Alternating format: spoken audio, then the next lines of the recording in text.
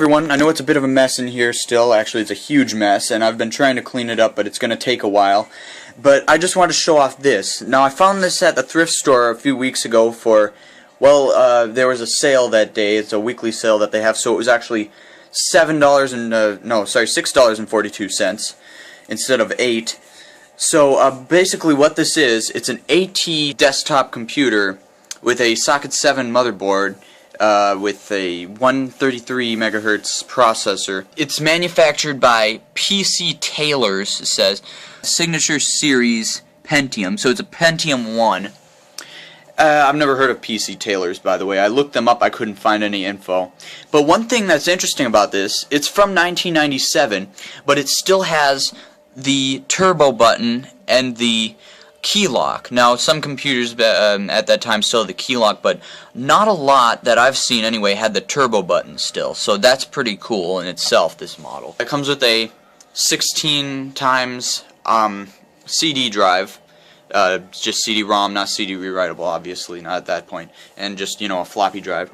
So let's just go to the back.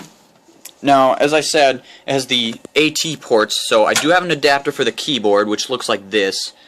Yeah, basically, if you haven't seen one of these, it's because not a whole lot of computers had them. They kind of got rid of them, I think, in the mid-90s for the most part. There were a few that still had them, which would be like this. This is not a Sound Blaster, but it is a Creative Labs sound card, PCI.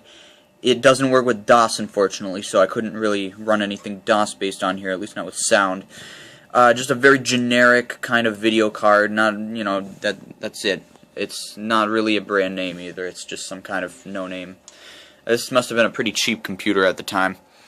But, it's got your standard ports. I don't actually have a mouse for this at this point, because it runs with it uses a serial port, uses the serial port as the mouse, and I do not have a mouse like that, or an adapter. So I'm kind of stuck using just the keyboard at this point, because, I don't have the mouse, obviously, and that's why I don't use this one much. That's why I have this one, which I did the video on. That one's different. There's a compact 5070. That one's designed for Windows 98, by the way, but it runs Windows 95 pretty well. Only thing that doesn't work is USB, because the specific drivers for that aren't available for that exact chipset. Except they are, but it still didn't work. So I'm a little bit confused myself. So let's just open this up. Alright, as you can see, I've opened it up now, and this is I think 1.4 gigabyte hard drive. I could be wrong, it's something like that. Kind of a standard for the time. 1 to 2 gig, or 1.5 to 2 was pretty standard. So here's the modem, and here's the sound card, all the different cards that are in here. It has 32 megabytes of RAM installed there. I don't think that's SD RAM. It's, the old kind, whatever. I don't remember what that was called. There is the Pentium processor, if you can see that. It's pretty dark, unfortunately. But it's underneath a little fan. It's actually a version of the processor which actually has the fan strapped on. And there's a hologram that says Intel Pentium right on there. You can see that, which you most likely cannot. I'll try to focus it, kind of. Let's see, does it? Nope, you can't really see it, but it does say Intel Pentium on there. I really apologize about the lighting and stuff. It does look bad. That's basically it for the inside. Now let's go ahead and hook it up. I've now connected the keyboard, monitor, power, and also speakers, so you'll be able to hear. This thing has a bit of an audio problem, which I'll show you, but let's turn it on, and there's a little display here, which you can see. Alright. So, as you can see, it's got a Pentium, an actual Pentium processor, and 32 megabytes of RAM, Windows 95B, or OSR2, and Internet Explorer 4. That's what's with the desktop, obviously. And basically, after that, go into the device manager, and you can see all the different devices, no kidding. As you can see, it's got Udeon CD-ROM, alright, whatever. Generic, floppy, and whatever. Here's the display adapter. SingLabs ET 4000 Win32 PCI. Very generic display adapter. Amquest voiced speakerphone 230. Okay.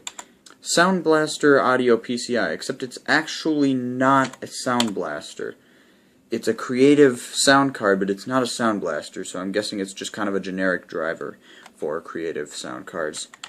I guess that makes sense because it was kind of a standard at that point. So, yep, that's basically it. And one thing is because it runs Windows 95 and it's got this switch button, which you can do when you shut it down. You get the shutdown screen, but then you also get, that's a loud hard drive. Hold on. You get the Windows shutting down, but then you also get this. It's now safe to turn off your computer.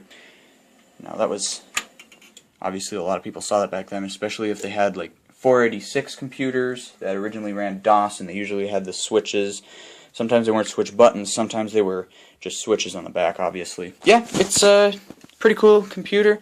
I really like this kind because, I mean, I like the whole kind of compact home computer, bring it home, it's kind of an all-in-one, you get everything, not like all-in-one, like, you know, built-in monitor and whatever, but, you know, you get all the standard things, mouse, keyboard.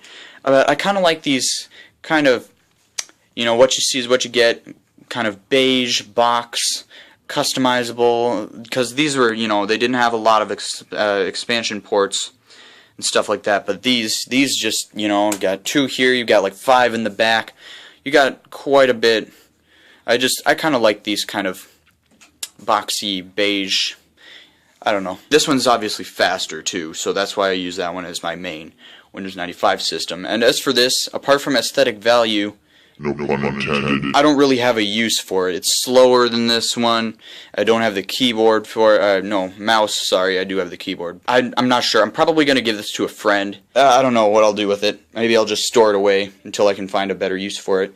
Maybe I'll get a bunch more of these if I ever find them, and then someday if I'm rich, then I'll get like a room in my house and I'll just stack them all on desks and just have them run out simultaneously.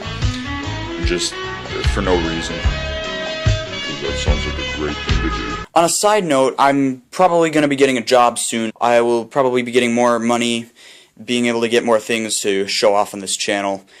Hopefully it'll be better than this one because this video sucked. I think it's because I'm tired. I just had a big thing of Pepsi, so can't really argue with that. So I'll see you next time.